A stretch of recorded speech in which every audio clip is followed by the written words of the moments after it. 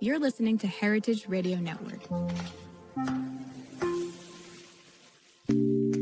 Todd Richards here, Roots, Hearts, and Soul. You are listening to Roots, Heart, and Soul. Yeah, Roots, baby. Heart, and Soul podcast. Stephan and I are launching this podcast based off cookbook Roots, Heart, and Soul by myself, Todd Richards, with a great help from Chef Stephan. We're going to be hearing stories from Africa all the way to the Caribbean, all the way to the Americas. It's going to be something special. What's up, buddy? What's happening? How you feeling today? How you feeling today, man? Hey, I would say that the world is in chaos, which means that we just got to cook more delicious food. That's how I'm feeling today. Yeah. You're damn right about that, bro. It's like every day we're getting some news that doesn't make us feel good. But I tell you what, that's making me feel good right now, man. All right, what's that? I am out. I am done with my antibiotics, and I can drink again. It's apropos. It's apropos that we're going to be talking about. And I can drink again. So. Like I told the doctor I don't drink no more. He said, that's great. I said, the problem is I don't drink no less either. So, yeah. Bro, it's been a ride, man, this year, man. But I'm going to tell you, I'm excited. I'm really excited. Mm-hmm. Really, really super excited about bringing this young gentleman to our platform, to our stage. Not only is he just an amazing brother, I had the chance to meet him in LA. He flew from Oregon to LA to come see me when I was doing this event at the Haitian ambassador's house in Los Angeles. And he's just a downright amazing brother. And you're going to love him as much as I do. That's great. Well, you know what we got to do? We got to make it official. Welcome to Roots, Heart, and Soul. Roots,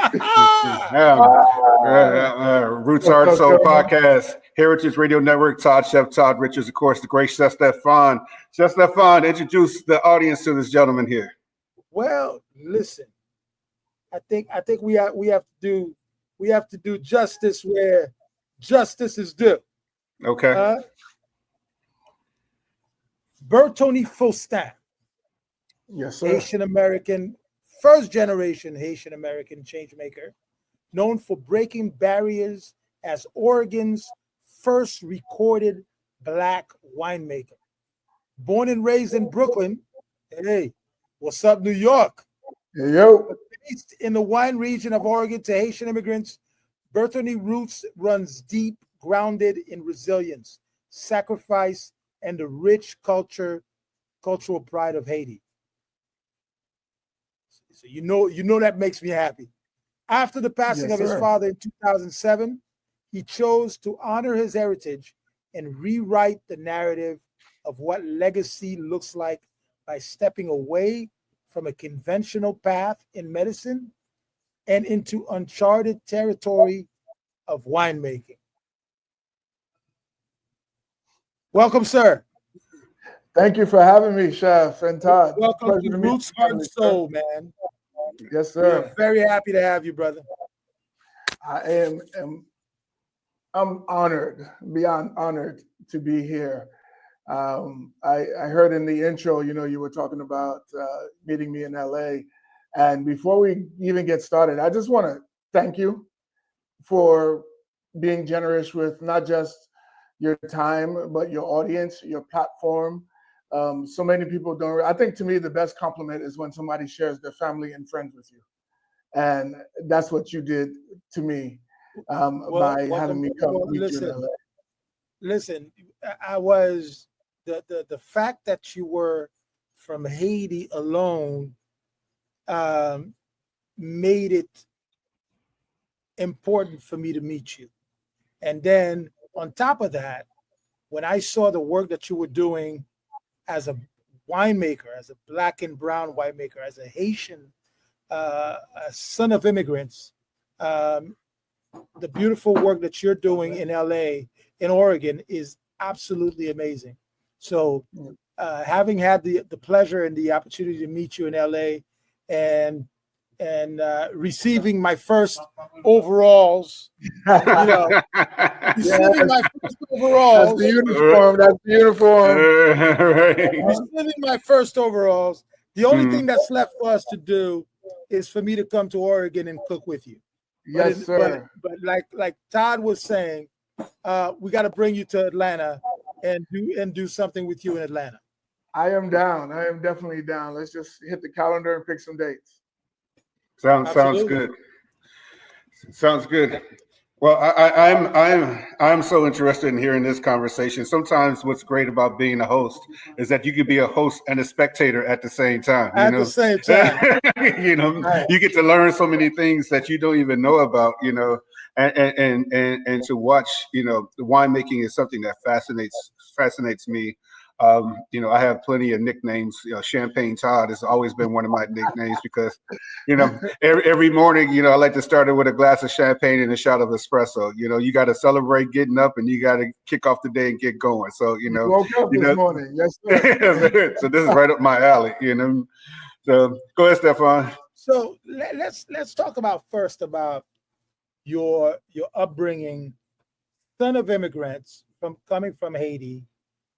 Living in New York at a time where there was certainly some animosity and some negativity towards the Haitian community. There's a lot of historical content there. How was your upbringing in New York, and growing up with Haitian fathers and mothers? The trip was, yes, you're growing up in New York, but your nucleus at home was all Haiti. Like, it was my parents and my two other siblings that were born in Haiti, and then me and the other three kids. Actually, my sister, who's 2 years older than me, she was the anchor baby that allowed my parents to stay and get their citizenship. We were reminded constantly about who we were, both positive and negative. As you said, tumultuous times in the United States. I think for Haitians all around in the 80s, that's when the AIDS epidemic broke, and you were hearing rumors about, it was Haitians and that were bringing AIDS and things like that. And we had to try to juggle it as a young man, in the city. You don't quite get it. All you know is because of who you are, there's this stigma, this unfair stigma that's put upon you. You were embarrassed to even bring food from home, for lunch, and all of the kids are eating, peanut butter and jelly and Lunchables, and you've got du à quoi, and those kinds of things those were staples. And you probably, Chef, could attest to this. Growing up as a kid, all you wanted to do is be as American as possible. Your name was different. They heard your parents' accents, all of these things. But literally day in, day out, you were eating rice and beans. We talk about bonne pizza. My mom wasn't going to stand over the fryer and fry bonne. You had to eat it boiled like a potato, right? It was those things that we took for granted as kids. And then now today it's cuisine. Right, in Oregon, the #1 restaurant is Kun, Chef Gregory, James Beard Award winner, etc.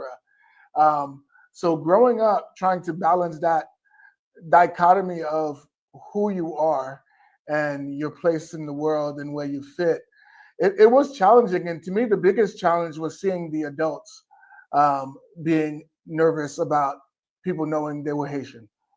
I would see other Haitians, and we could tell the accent, and my mom would say, "Gare from Tetla," she would know that's a Haitian person. But there was look at how you look at the size of his head. Yeah, literally, that's what my mom was. Haitians are slick too. Y'all quick to stop and joke on somebody, But she would be like, but then you ask them and they say, I'm West Indies. I'm from the West Indies. And it was almost like an armor, and it was an instinct, Yeah. a reflex. Yeah. Someone asked you, you never said Haiti. You said the West Indies, right? Or Caribbean, just so you didn't have to deal with the stigma. And the sad part is, still today, Haitians are being demonized in the media. We're eating pets and all of these things. And what's sad is it's this fear of another person, another culture that has made people feel this kind of way. But the resilience, and I talk about conversations we never had. That's actually a book I'm working on about my father or my upbringing. Both of my parents worked, I call it Kent to Kent. So you can't see in the morning till you can't see at night. Mhm. You would have to, take yourself to school. You'd have to cook when you get home. So my dad never sat and had these conversations of, Bertony, this is what it's to be a man, right? All of the life lessons. But he showed me those lessons. I think about as a kid, my parents never said, I love you in those words, but I love you was you had heat, you had food, you had clothes, you had all of these fundamental things. They gave you everything. They sacrificed for you. Correct. That's what love.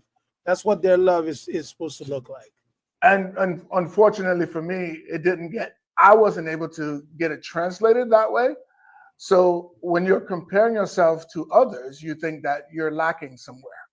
Something is lacking, in the sense of, and the crazy part, in the middle of Brooklyn, and the TV shows we're watching are Brady Bunch and Little House on the Prairie, and shit that looks nothing like us.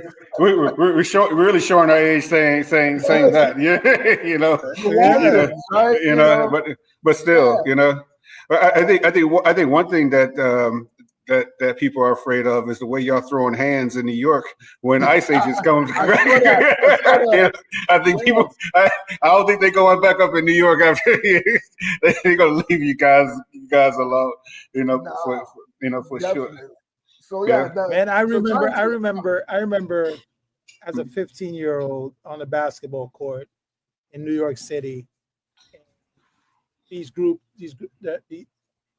were all black on the court in Queens, and somehow they found out that I was from Haiti, and one of the kids came up to me and threw a punch and knocked me on the floor, and saw me get right back up. He saw me I got right back up on my feet, and these two other kids that were around me said, and this guy's from Haiti, he does voodoo. That's why your punch didn't knock him out. No, it had nothing to do with that iron dome you have. No, it was the voodoo. I mean, boy. And so I remember those days, man. I remember those days. But I think, growing up around my family always sheltered me, my cousins who were actual, born in New York, Americans, hanging out with them.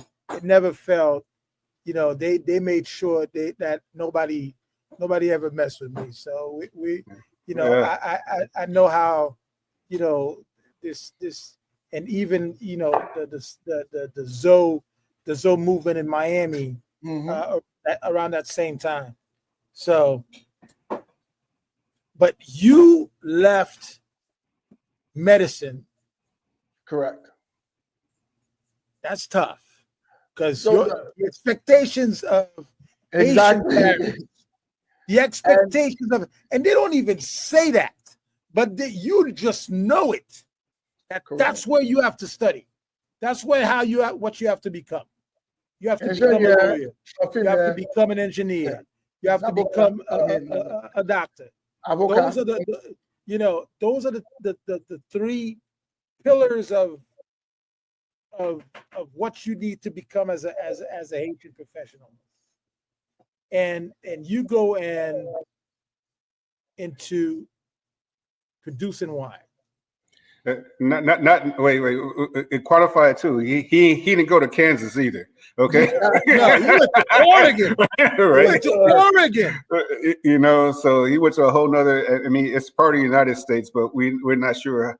You know, I'm not sure how the sun is still shining up in the parts of the world. So, you know, well, give us the rundown on that, because this has got to be an interesting story. I want to hear this myself. So the whole medicine thing, yes.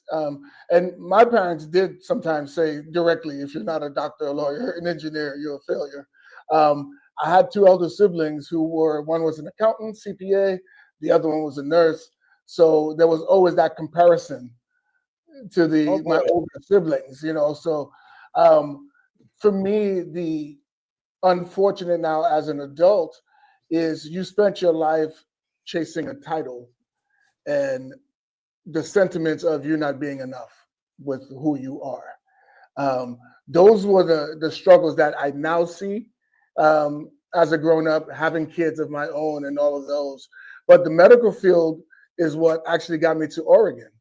I went to school, Florida and North Carolina. And then in '99, my plan was to go to California. I ended up getting a job at the teaching hospital here. I figured I'd be here for a minute and then work my way down to Cali. But just like every rom-com, I ended up meeting my wife, started a family, and never left. And yes, Oregon is the whitest city in the country. I'm heading to say it. Backstory on Oregon. Oregon was actually created as the white utopia after the Civil War. Everything that was going on in the East, they were like, hey, come to Oregon. Every able-bodied white man got 600 acres of land deeded to them as their escape. It literally, in the books, yes, there was always black folks sprinkled around, but it's only been 100 years that it's been legal to be black in Oregon. And yes, I'm sorry. I'm sorry. Can you say that one more time? I just want to make sure that I heard you correctly. It's on the books. It's about 100 years since it's been legal to be black in Oregon. Okay. Definitely. And this is still the United States. We're not on another island or a different country or anything. And this is all because of everything that was going on post-Civil War. People were trying to escape from, figuring or accepting, that the abolishment of slavery. You see what happened in Texas, right? It took them 2 years for Texas to know that slavery was over. Right. So to escape, that was the Wild West. Head west. And that was the lure for people to go to Oregon, is that you would get 600 acres of free land in Oregon itself. But I mean, that's even just dismissing. I mean, first of all, it's not only, there was people there before someone decided that land, you can give away somebody else's land, what I'm going to say in the nicest way. So you take somebody else's land and say, okay, you look like me, talk like me, you can have some land too, and just come up here and get away from all that. It's basically what you're saying in that story of, I mean, it's just crazy. 100 years ago, I mean, hell, we're both, all three of us here are above 50. So, that was only one lifetime ago for us. Yeah, and there are probably still people alive, Right? Yeah. Wow. What a tragedy. Man, oh man. And it's just, to me, what it, again, shows us, and we already know, is the United States, the history of the United States. That's why people don't want to talk about it, right? And people say that there's only racism because we keep repeating it. No, there's racism because there was racism. Right. That's the systemic part about it. Chefs, if you start a recipe and you put an ingredient in the beginning, it's going to be there in the end. Just because you don't tell me it's not there, it's still there. And that's the systemic part that so many people don't get when people are talking about change and things having to change. No, there's reasons why things are the way they are. So not talking about it does not make it any better. We have to understand it, talk about it, and then move forward from it. But yeah, Oregon is, and the crazy part is there's tons of Black professionals. This is actually the home of Nike, the sneaker. Literally, the world capital is here in Oregon. So I get tons of Black professionals from Intel, Nike in town. And the complaint that I always hear is there's not enough Black people. So my question back is always, well, how many do you need? And what that says to me, and why a place like Oregon doesn't affect me. My parents left Haiti in '69. They didn't speak the language. They didn't have degrees. They didn't have a plan B. So if they can do what they did, then I could be here in Oregon. And that's not an issue for me. So literally my parents' story, my parents' legacy are the foundation that I fall back on whenever anything got difficult or hard. The whole thing about the wine, so working in the medical field, met my wife. My father passed in 2007, and a switch happened. And for me, it was, I felt that I was living life safe. I felt that I wasn't living up to the legacy of my parents and all of the challenges and the struggles that they went through. So I quit my job. I literally, I can remember still that day that I called my attending and it was like, that's it, I have to be done. The piece of property that my wife and I purchased, previous owner had 5 acres with grapes on there. We bought a 30-acre piece of property. In Oregon, in order to get a tax break, you plant something. So Christmas trees, farm animals. The previous owner had planted some acres of grapes for that tax deferral, farm deferral. They didn't make wine and I didn't drink. And as I mentioned, I just felt that if my parents can do all of the things that they did back in the day, then shit, I could do this wine thing, right? It's just some grapes. In 2008, Oregon told me that I was the first Black vineyard owner and winemaker. But it didn't matter to me then because I wasn't doing it for anyone else but myself. It was about my freedom, my escape, owning who I was. So it wasn't until 2012 is when I started thinking about, okay, you know what? Yes, it's great that I'm the first, but now it's more important that I'm not the last. And if you don't write your story, someone's going to try to write it for you. Someone will write it for you. Or erase it. Correct. That part. Or erase it. Erase it as equally as well. I mean, the compelling thing that when I hear you say that, though, is that when we do things for self, that determination in order to do so carries on a legacy of our parents and great grandparents and their fortitudes in order to survive in this type of environment, but also to be rich, and I'm not necessarily saying rich in monetary value. I'm saying rich in history, rich in love, rich in culture, those things like that. I don't think that we give ourselves enough credit for that when we talk about being the first of anything, and certainly never want to be the last. Correct. And then that's a whole nother currency that we don't think about, right? In the sense of value of who we are. And those were those eye-opening moments. So 2012 is when I decided, okay, I will be the pioneer. I'll be the trailblazer. I produced my own documentary. All of the any exposés or anything, any articles, I'm the one who's in control of who gets to tell my story. And more importantly is because the industry can't cancel what they never created. I never asked for validation from the industry. Still to this day, 17 years later, the industry still does not, I don't need their validation to tell me that I've made it or I've arrived. And I think it's that, and I always get this credit for being, wow, you're so resilient. No, it's the DNA that my parents instilled in me. That's why I can show up like that. I have to give the credit up to, where it comes from. It turns into an instinct and a reflex, but no, that is the DNA that my father and my mom instilled inside of me to allow me to understand that. Well, I mean, that's fascinating. Chef Todd Richards, of course, the great Chef Stephan here, Roots Heart Soul podcast on Heritage Radio Network. Go ahead, Stephan. So I had the privilege and the chance to actually watch every second of that first. You call it an expose. I call it a movie. Yes, sir.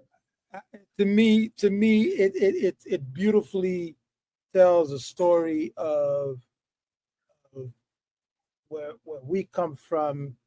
Not only not that you not you're not only owning your background from your parents, but you're also acknowledging and showing respect and love to the background of being a Black African American in this country, and giving love to hip hop, which I so appreciate. You did a beautiful story with this documentary. I want you to talk a little bit about the thought process, what you wanted to do, and the results, the final results of that project. I knew that the industry wasn't going to tell my story for me.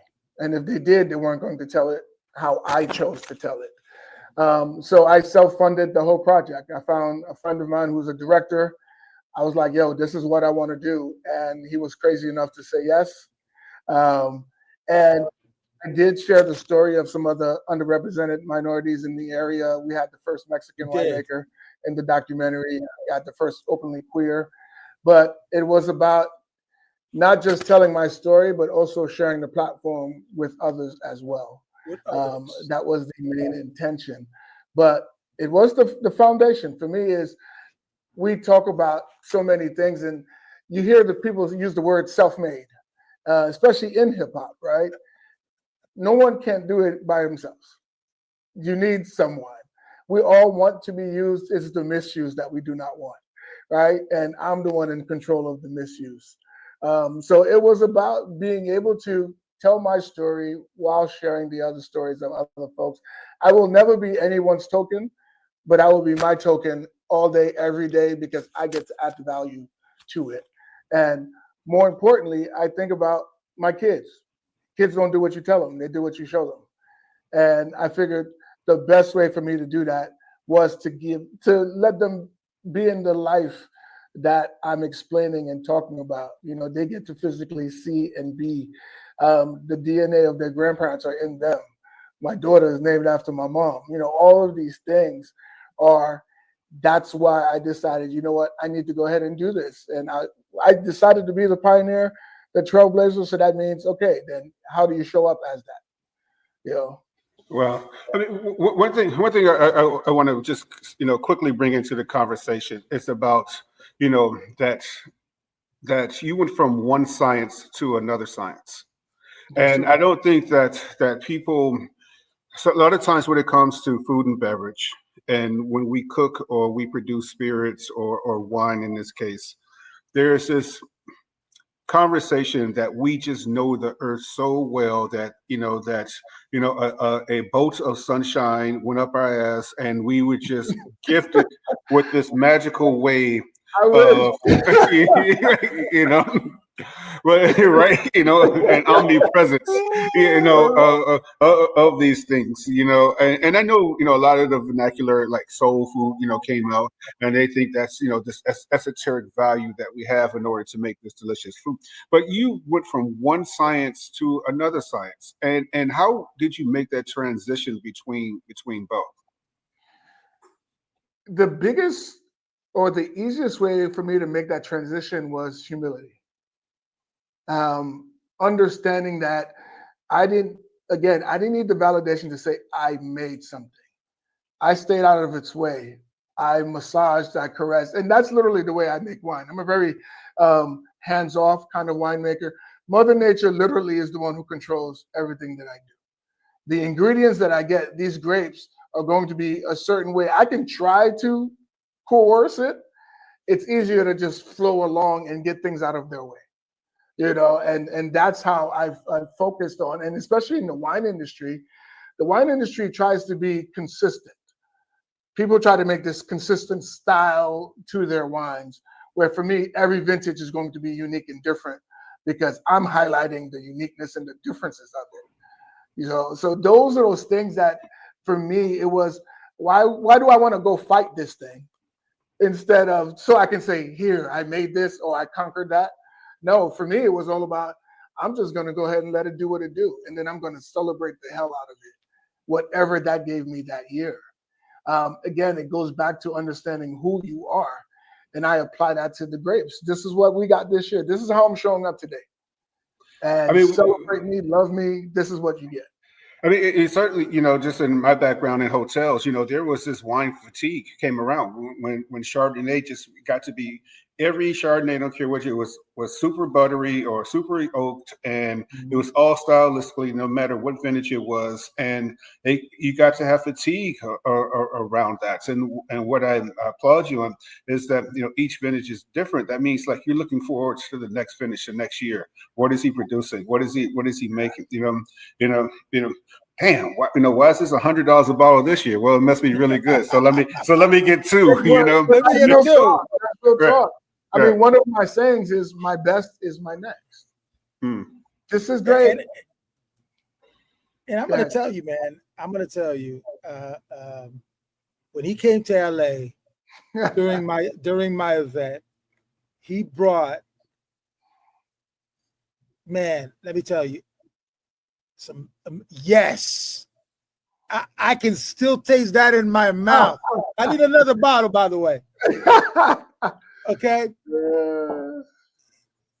Yo, some of the best tasting wines you've put in your mouth. And it just accompanied the flavors that I was putting together, the spices. It held on. It's like, it wasn't like I'm trying to fit in. Nah, it fit.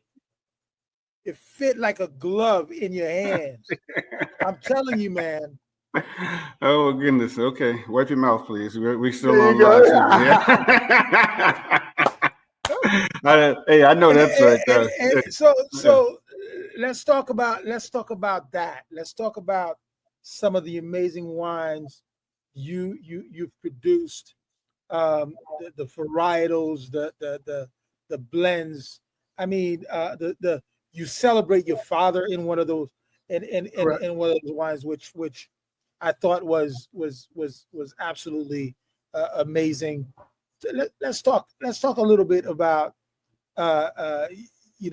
what you've done in terms of producing these wine and letting them do what they do. Yes, sir. Just like food, Mother Nature, climate, region dictates what you can grow. And in wine, because of our climate, red grapes are going to be Pinot Noir, Gamay Noir. I grow 6 different ones. I grow Pinot, Gamay Noir, Chardonnay, Gewürztraminer, Albarino, and Pinot Gris. Because of the climate region, we're supposedly also on the same equatorial plane as Burgundy, France. So that's why we grow those same kind of varietals, the Pinot Noir themselves.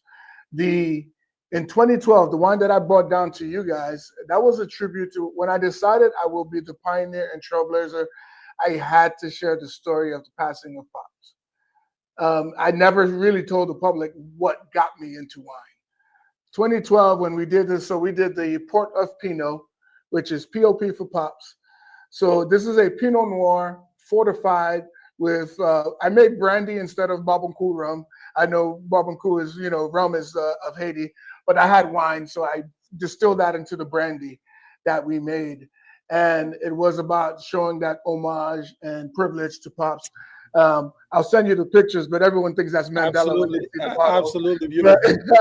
Absolutely, but that's Pops. Todd, the next bottle. Yes, the next bottle we're drinking together.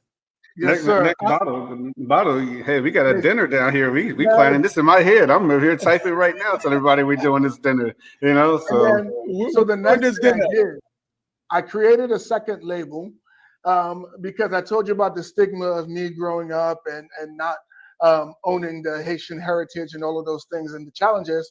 So this label here it's a copper label, but it's a picture of me or an image of me, and it's called Port-au-Prince, which is for Port-au-Prince, for the capital of Haiti.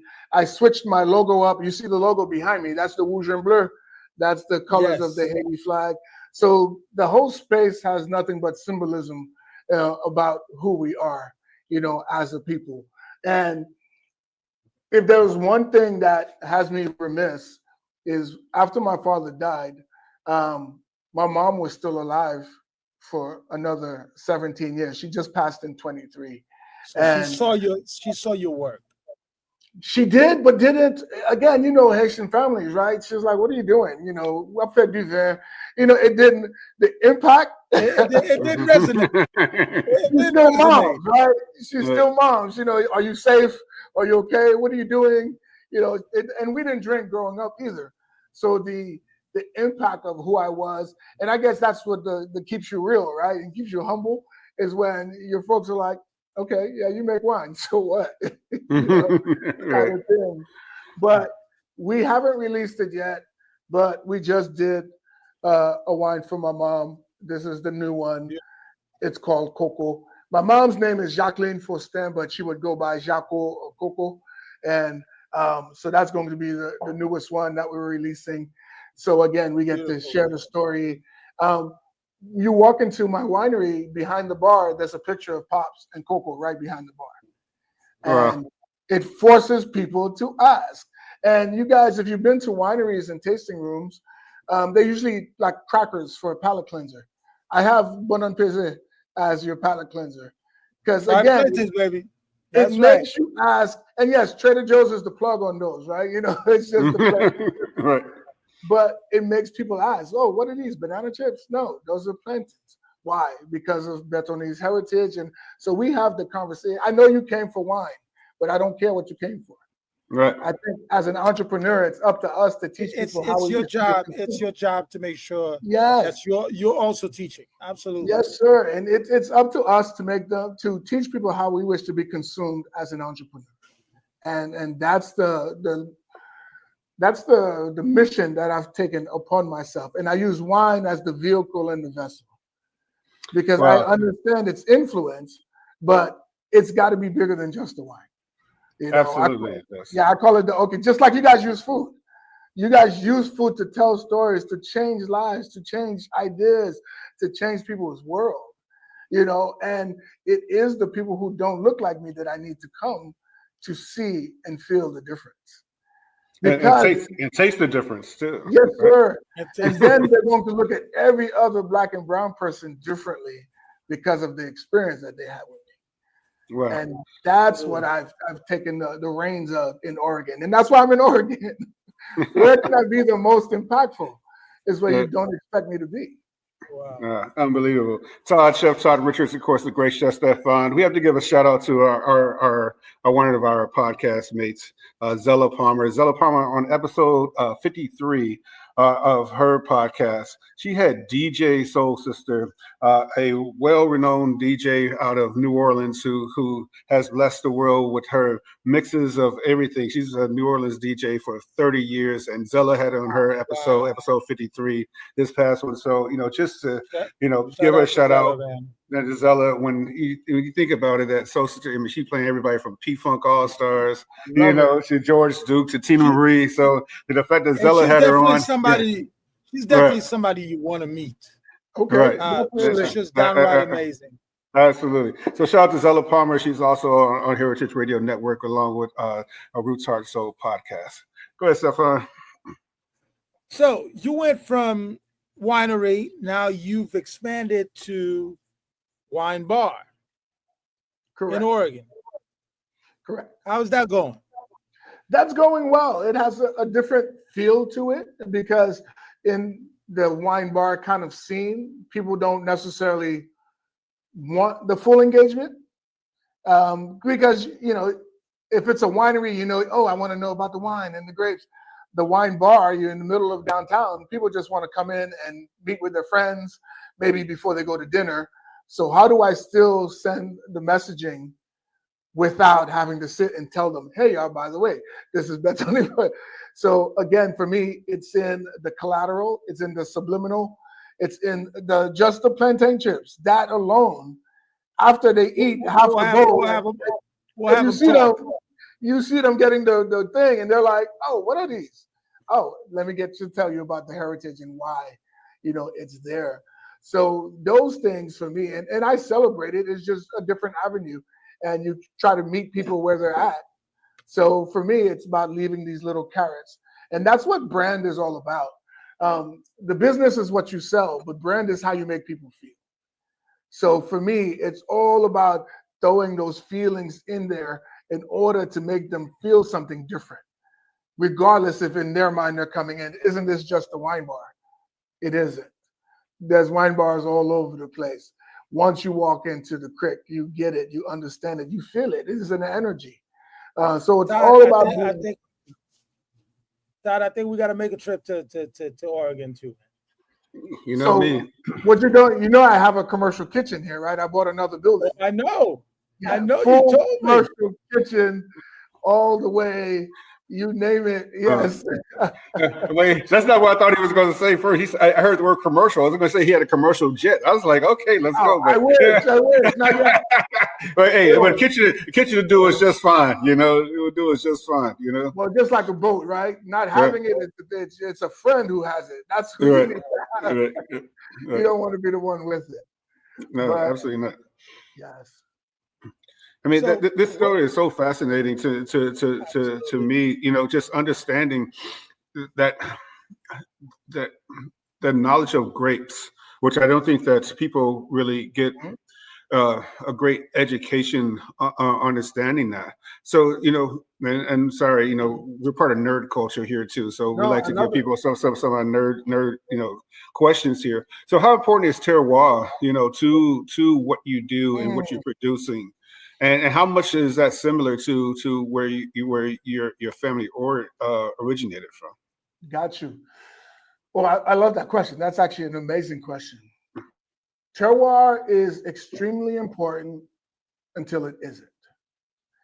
And the reason why I say that, so I'm in one of the most sought after wine regions. We're in the Willamette Valley of Oregon. Oregon had taken Oregon is about 54 years in wine production. They made their mark on the stage in France, growing Pinot Noir. Then it got recognized. Literally, the Willamette Valley is so sought after that people even bootleg it and call it that, even though it's not the Willamette Valley. Mm. Yes, that's how sought after. My only issue with that is now we're spending so much time and energy on the what that we forget about the who's. And that is, to me, the default or the deficiency in the wine industry currently, is because we're spending so much time just talking about terroir and all of these other things that it also becomes exclusion. Because if a beginner or a non-drinker doesn't know what terroir is, they're not saying the words right. How do I hold my wine glass? And now all of a sudden we get into that, well, this ain't for me kind of thing. When I first started making wine, people would come in and say, who's the winemaker? And I say, me. And they're like, well, you don't have a vineyard, do you? I'm like, yeah, I've got 30 acres. Well, how? And they weren't being malicious. It's just because traditionally they said that I didn't look the part. So if all we keep focusing, so I actually coined a new phrase. I call it tradition reimagined. We still show the respect, the love of the tradition. However, let's reimagine what it's going to look like in the next 50 years. It's going to be different. It has to be. We can't just stick to this traditional idea of only way to talk about wines is by terroir and all of that. So yes, the terroir is important because the terroir gives you your foundation of why it tastes like it does, the earth, the soil, the climate, even the amount of sun days that you get, the heat, all of that affects the product that I get. But if you don't understand that, and if I make you feel lesser because of that, then to me, it's a problem. That's So, absolutely one of the best answers I've ever heard of someone describing terroir. You so know, now my terroir is the space that you walk in the door, mm, the people that you feel inside the space. Chef, I see you smiling. When someone eats a spoon of your bouillon, no one asks you where did you get the flour from for the wheat for the dumb boy or the vegetables? What farm? They're like, Chef, what the hell did you do to this to make it taste and feel so magical? So you created you know what my answer. The Haitian answer to that question, right? Go ahead. I put my foot in it. mm. but that's terroir too. That's your Right. terroir. That is terroir. Yeah, your That is terroir is terroir. the feeling, the emotion, the soul that you put into something. So instead of making that was the reaction too to the guy who ate the legume. That's what I mean, right? He's like, man, this guy put his foot in it. And those are those amazing moments that now you are beginning. You don't understand terroir. I just brought you into the fold as opposed to telling you, well, this is terroir. If you don't get it, then that's all and you're done. No, let me bring you into the fold. I say you can eat with anybody, but you break bread with family, and we create family with our terroir. So I mean, it's so amazing though when you describe it because like John, when I was first chef at Four Seasons Hotel here in Atlanta, and in the fine dining restaurant, they had this, this black trumpet mushroom risotto course, and everything like that. And to understand that the chef there actually took inspiration from the dishwasher who would bring it in every other day to eat it. Right, to put it on the menu, and stuff like that. I mean, that's terroir. That is, and at first few times it didn't taste right. So the dude said, "Hey man, you put them damn dishes down. Come over here and make this. Come over here and make this right. Those things I believe. I mean, you can be such a student that you never become a teacher. That's why I try to tell people, that part, yes. Yeah. And if you're not, evolving with it and everything. So that's where I really wanted to pose that question because I knew you're going to give a whole different answer just by, 5 minutes of us having a conversation. And I love that. And I've accepted that, there's enough traditionalism out there. And yes, I could have told you about the terroir in traditional sense, but how are we changing the world tomorrow? How are we leaving people who are going to be watching this podcast? I want just one person to be like, oh shit, I could go make wine too. You know? And that's literally, for me, my goal. We are having such an amazing conversation with someone that I admire very much. He's my brother too. Bertony Faustin, winemaker in Oregon. As we come to the closing of this hour, Bertony, share with our audience, please, where they can follow you, where they can connect with you, where they can buy the wine.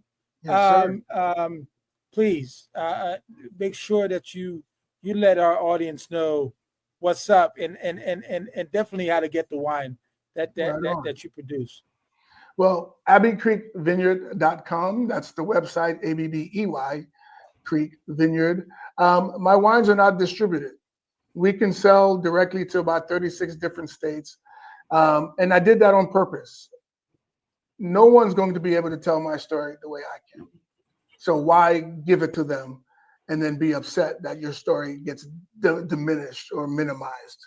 No, I wanted to be intentional about that. So you can get it directly from us, from our website. Instagram, it's Abbey Creek Wine. That's the easiest one there to Instagram. And you get to follow, see the stories, the moments, see where we at.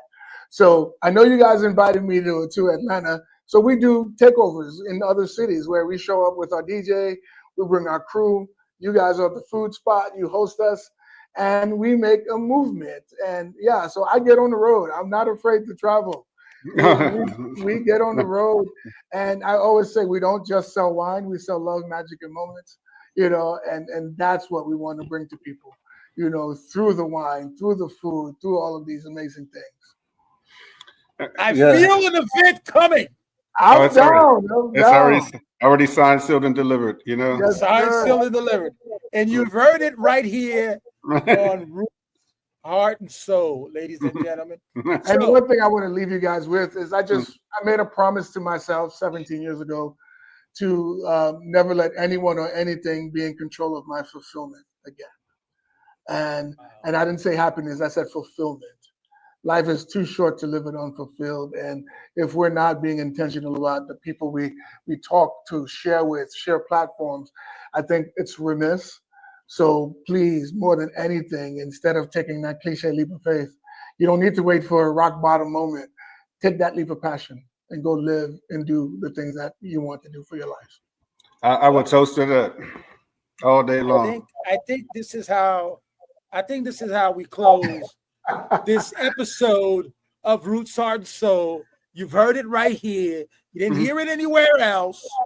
Okay? So please, ladies and gentlemen, we want to thank you again for joining us tonight with this amazing guest, Bertony Faustin, my brother, my friend, amazing winemaker, amazing person.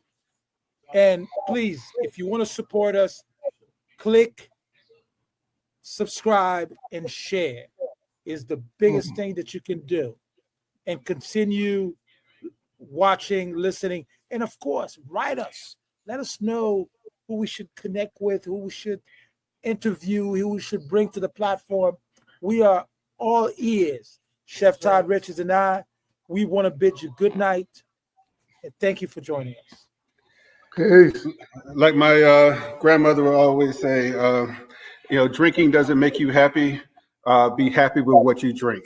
You're listening to Roots, Heart, Soul podcast on Heritage Radio Network. I love it.